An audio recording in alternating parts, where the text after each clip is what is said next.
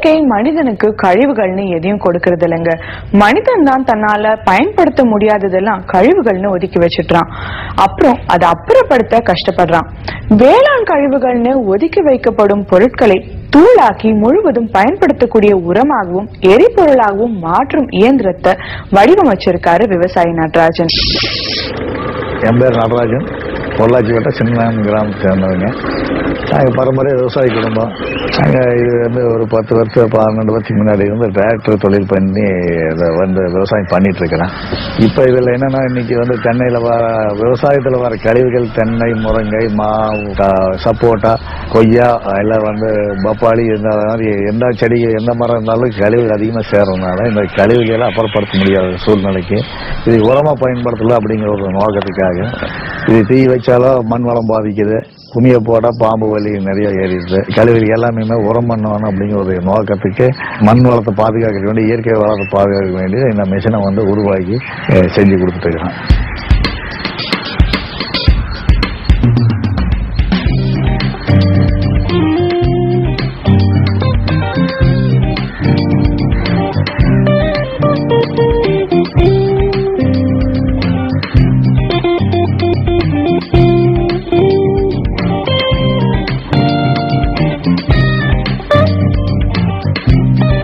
ஆரம்பத்தில் பார்த்தீங்கன்னா ஒரு மிஷின் தான் நான் செஞ்சேன்.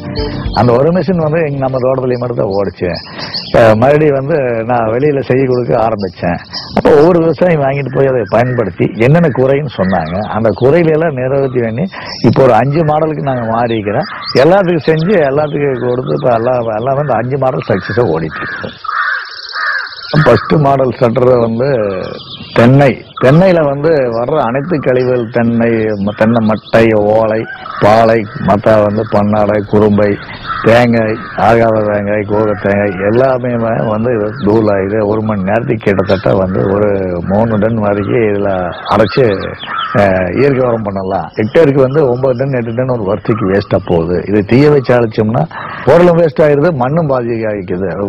இதை சேமித்து வைக்கையில் வந்து பார்த்தா நிறைய பாம்புகள், நம்மளுக்கு உயிருக்கு டேஞ்சர் விளைவிக்கிற இதுகளை உற்பத்தி ஆகிடுது. இது வந்து பார்த்தீங்கன்னா இது ஆரம்ப நிலை ஃபஸ்ட்டு செஞ்ச மிஷின். இது வந்து பெல்ட் டிரைவிங்கு.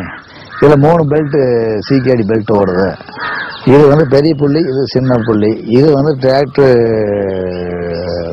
பவரோட பிடிஓ லிங்க்கு, இந்த ஜாயிண்ட்டு. இது வந்து டிராக்டரில் நம்ம இணைச்சிக்கிறது.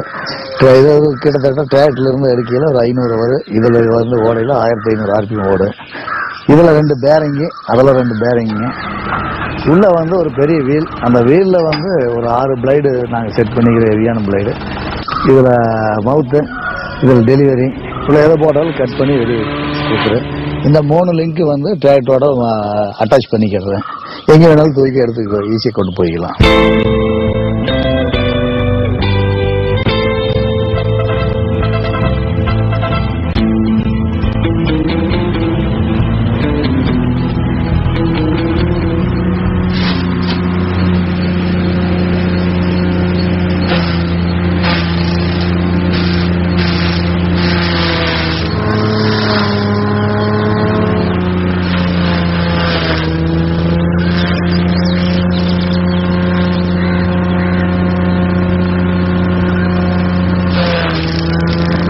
மிஷின் பார்த்தீங்கன்னா அந்த அடிக்கிற தூளை வந்து ஒரு 60-70 அடிக்கு தூரத்துக்கு தோட்டத்துக்குள்ளேயே பரப்பி இறச்சி விட்டுருவேன்.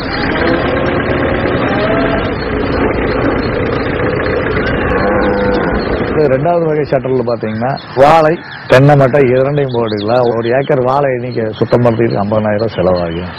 குறைஞ்ச நாளில் மக்கிற மாதிரி இந்த வாழை வந்து வெளியே எடுத்து அப்புறப்படுத்துறதை விட தோட்டத்துக்குள்ளேயே உரமாக பண்ணிக்கலாம்.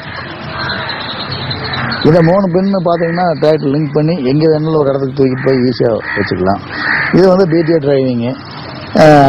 அதில் 2 பேரிங்கு, அதில் 2 பேரிங்கு, அதில் வந்து பெரிய வீலில் 6 பிளைடு செட் பண்ணிக்கிறேன். இதில் வந்து 3 பெல்ட்டு.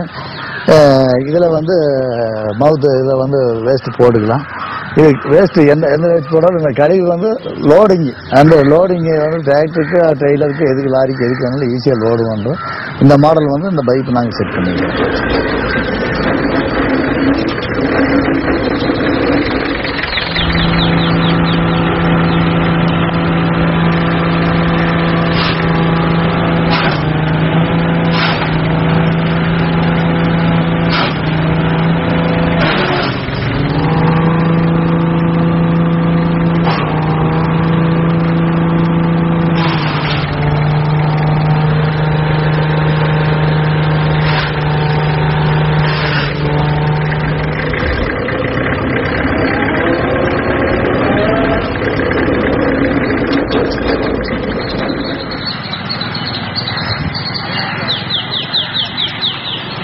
மூணாவது வகை ஸ்டார்டர் பார்த்தீங்கன்னா வாழை, தென்னை, உரிகாய் மட்டை மற்ற அனைத்து கழிவுகளையும் போட்டு உரமா பண்றதுக்கு, மண்புழு வளர்க்கறதுக்கு, நுண்ணுயிர் உற்பத்தி ஆகிறதுக்கு, ஒரு இடத்துல இருந்து ஒரு இடத்துக்கு அப்புறப்படுத்துறதுக்கு, அந்த கழிவுகளை ஈஸியாக நம்ம டிரான்ஸ்போர்ட் பண்ற மாதிரி லாரி, டிராக்டர்ல வச்சு அந்த கழிவுகளை லோடு பண்ற மாதிரி பண்ணிக்கிறேன்.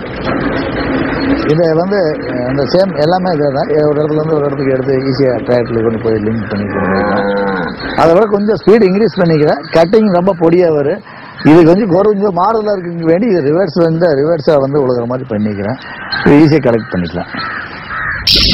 இந்த இயந்திரத்தின் அடுத்த 2 தலைமுறைகள் இன்னும் மேம்பட்டவையா வடிவமைக்கப்பட்டிருக்கு. அவைகளை பற்றி நம்ம இடைவேளைக்கு பிறகு பார்க்கலாம். தேவைப்படுங்க. சாதாரண அரிவாள்ல கூட தென்னையை வெட்ட வீச்சருவாள், அறுவடை செய்ய கதிர் அருவாள், மரம் செதுக்க கை அருவாள்னு விவசாயிக்கு பல வகைகள் இருக்கணும். அப்பதான் வேலைக்கு ஏத்த மாதிரி அவர் பயன்படுத்த முடியும். தன்னோட இயந்திரத்துல கூட அது போல பல வகைகளை உருவாக்கி இருக்காரு நடராஜன். நம்ம பார்த்த முதல் 3 வகைகள் கழிவுகளை வெட்ட உதவக்கூடியவைனா, அடுத்த 2 வகைகள் வெட்டிய கழிவுகளை பொடிய அரைக்கும் சேர்த்து உதவக்கூடியவை. 4வது பல்வரைசர் என்ற ஸ்டார்டர். அதில் பார்த்தீங்கன்னா நுண்ணுயிர் உற்பத்தி பண்ணுறதுக்கு, மண்புழு டெவலப் பண்ணுறதுக்கு, இதில் அரைக்கிற வேஸ்ட்டுகளை நம்ம எடுத்து கலெக்ட் பண்ணி ஒரு இடத்துல செஞ்சுக்கலாம். இது இதில் ஒரு பெல்ட் எங்களுக்கு அதிகமாக வரும், 4 பெல்ட் வரும்.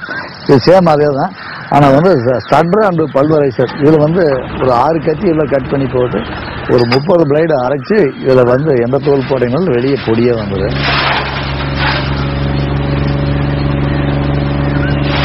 இதில் தென்னை மட்டை, பாக்கு மட்டை, தென்னை வாழை, பனை வாழை, தேங்காய், குரம்பை, எந்த கழிவாக இருந்தாலுமே மரவள்ளி குச்சி, முருங்கை மரம், எந்த குச்சி போட்டீங்களோ அதை அரைச்சி வெளியே வரைகிறத நம்ம ஒரே இடத்துல கலெக்ட் பண்ணி மண்புழு வளர்த்து எதை தேவைக்கு அது யூஸ் பண்ணிக்கலாம்.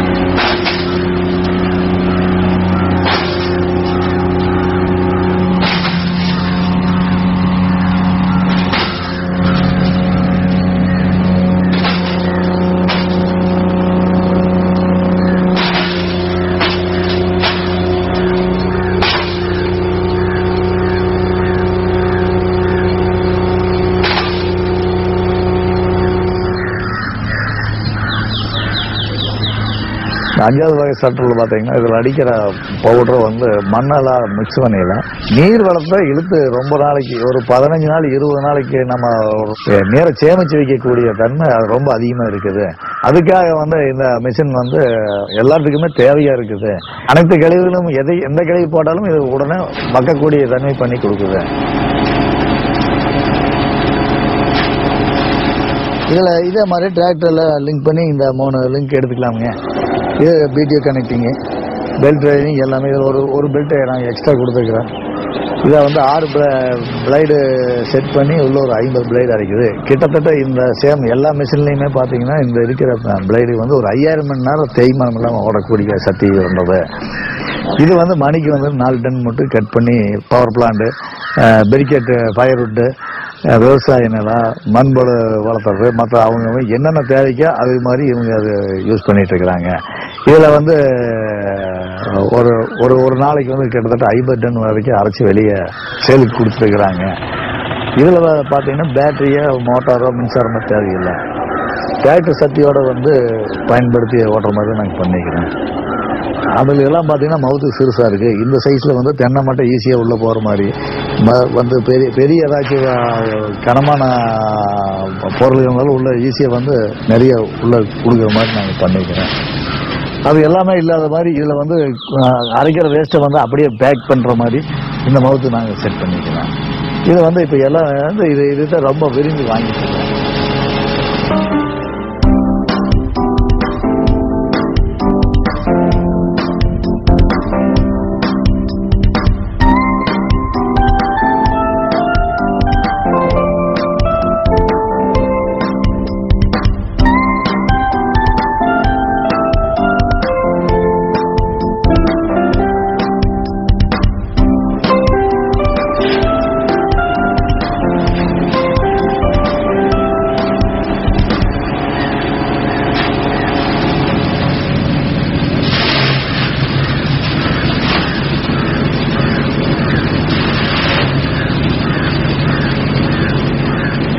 இந்த மிஷின் செய்யறதுக்கு எங்க சொந்த ஒர்க் ஷாப்ல நாங்களே எல்லாருமே வந்து யாரோட உதவியும் இல்லாம எங்களுடைய சொந்த ஐடியாவில்லையுமே இதுல எல்லாம் செஞ்சு இது பண்ணதுனால இதோட ஆர்பிஎம் வந்து பாத்தீங்கன்னா வந்து அது இதெல்லாம் விட கொஞ்சம் 200 ஆர்பிஎம் அதிகம், ஒரு 1700 ஆர்பிஎம். 12 வருஷமா சிரமப்பட்டு தான் அந்த மிஷின் நான் செய்ய வேண்டிய சூழ்நிலையா போச்சு. என்ன ஃபர்ஸ்ட் நம்ம செய்ய போகிற போது நிறைய பொருளாதார இழப்பீடு நிறைய சந்திக்க வேண்டியதா போச்சு. ரெண்டாவது பாத்தீங்கன்னா மிஷின் வந்து எனக்கு கை கொடுக்கல. அந்த சூழ்நிலையில் பார்த்தா எனக்கு உடம்பு சரியில்லையா கண்டிஷன் எல்லாம் ஆகிடுது. இதைய வந்து அதிகமா யோசிச்சு மறுபடியும் ரெண்டாவது இதை கொண்டு போய் வந்து நான் செஞ்சு பண்ணி ஓட்டையில நம்மளை வந்து ரொம்ப எல்லாரும் மாதிரியாக நினைச்சாங்க.